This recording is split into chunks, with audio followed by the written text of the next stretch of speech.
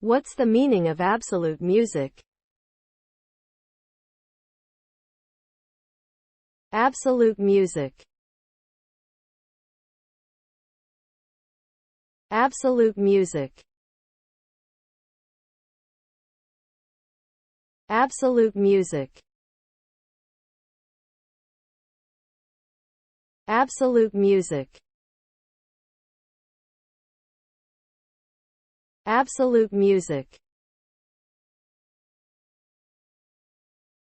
Absolute music is music that is not explicitly about anything.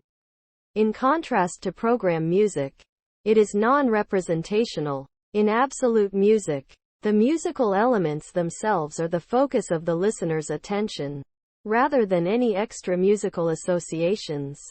The idea of absolute music developed at the end of the 18th century in the writings of authors of early German Romanticism, such as Wilhelm Heinrich Wackenroder, Ludwig Tieck and E. T. A. Hoffmann. The aesthetic ideas underlying absolute music derive from debates over the relative value of what was known in the early years of aesthetic theory as the fine arts.